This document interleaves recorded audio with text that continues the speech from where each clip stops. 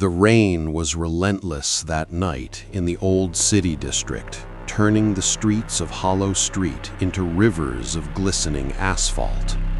Neon lights flickered across puddles as the wind whispered secrets that no one alive was meant to hear. Inside a narrow townhouse on the corner, investigative journalist Clara Thompson adjusted her notepad and flashlight, preparing for another long night of research. Beside her, her lifelong friend and private detective, Daniel Hayes, shuffled through a folder of recent crime reports. Their case had started simple enough, a series of missing persons in the district, traces of the same strange symbol scrawled at each location.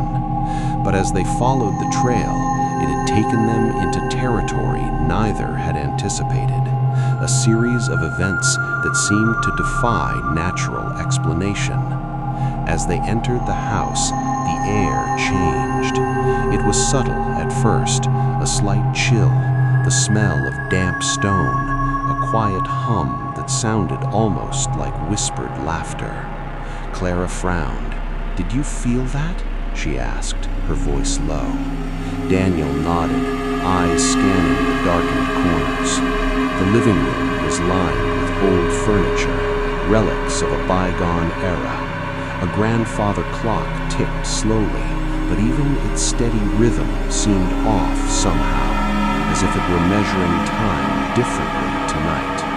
Clara's pen trembled slightly as she began jotting observations, noting the odd temperature changes in the room.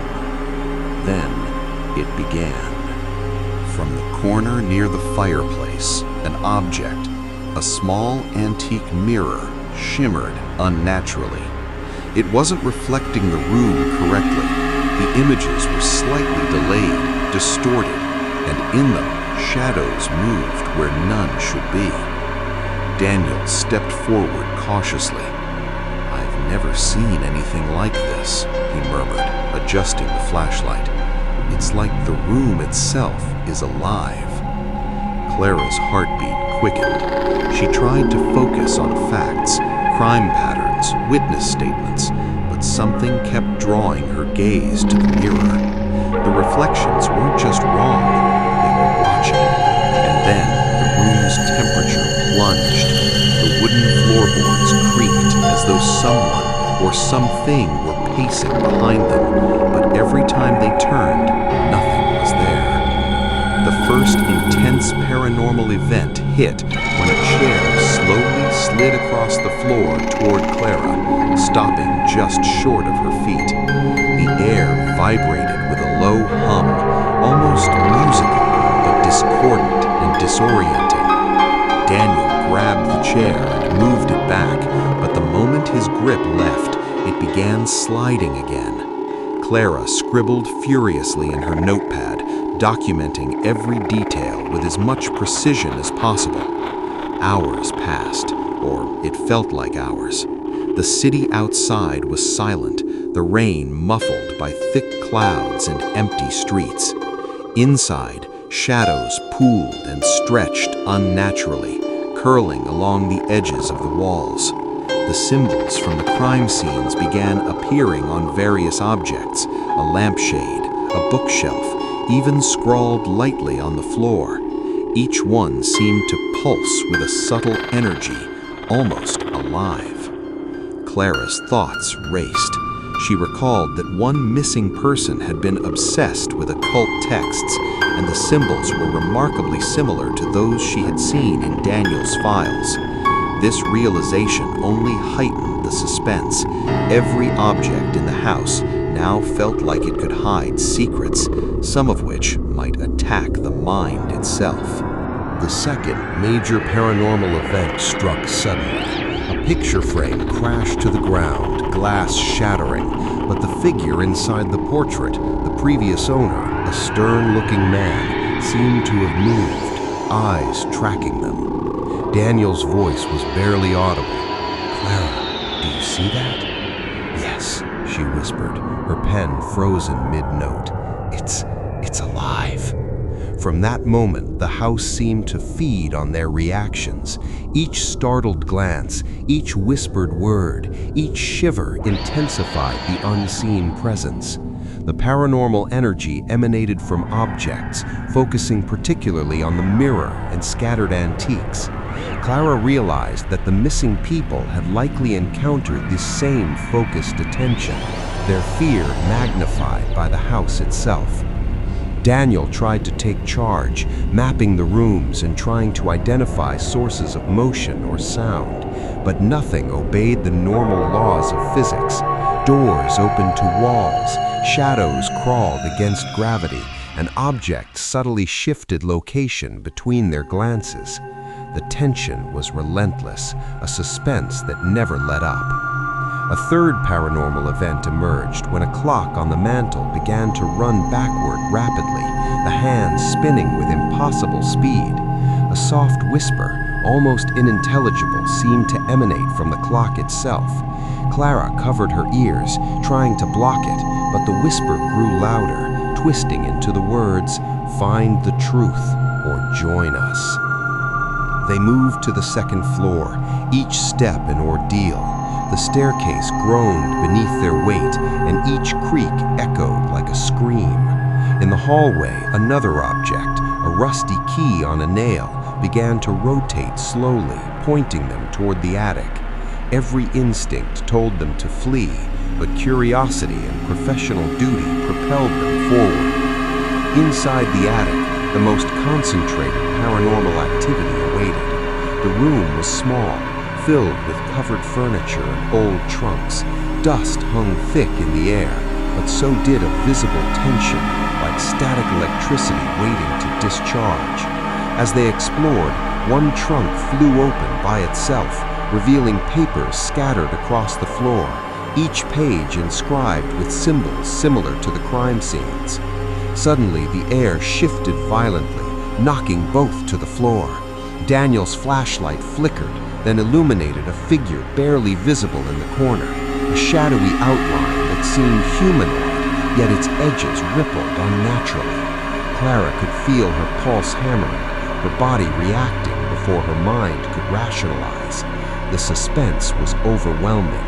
Every sound and shadow was magnified, every reflection distorted.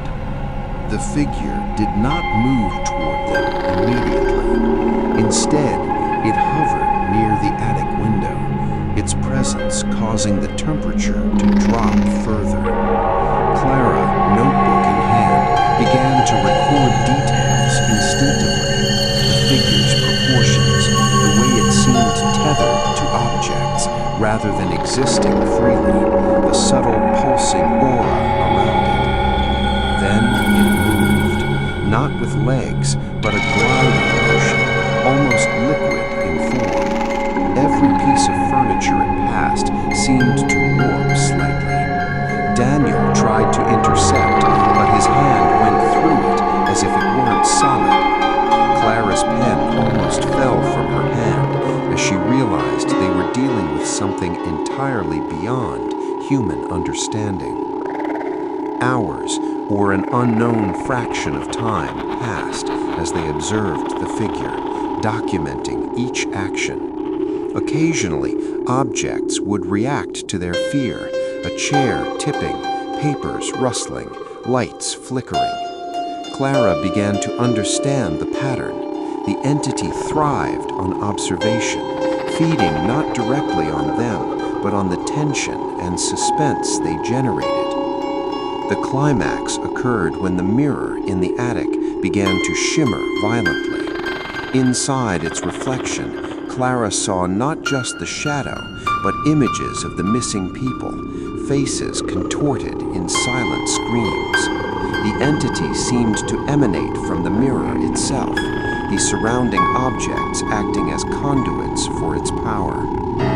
In a desperate act, Daniel overturned several objects between them and the mirror, breaking the direct line of sight.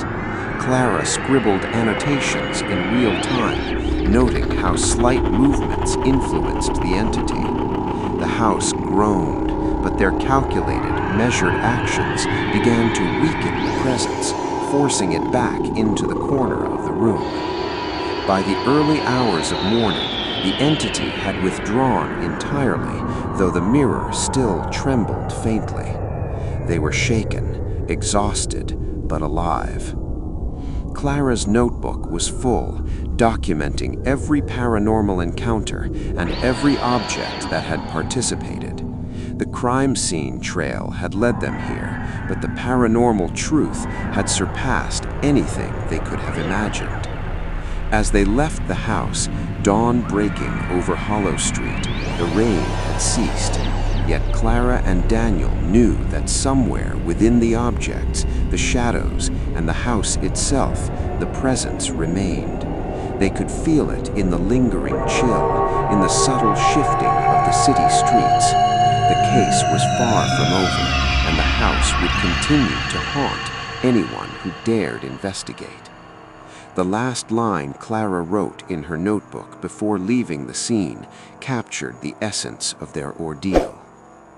We came for answers, we found questions, and a fear that will never end.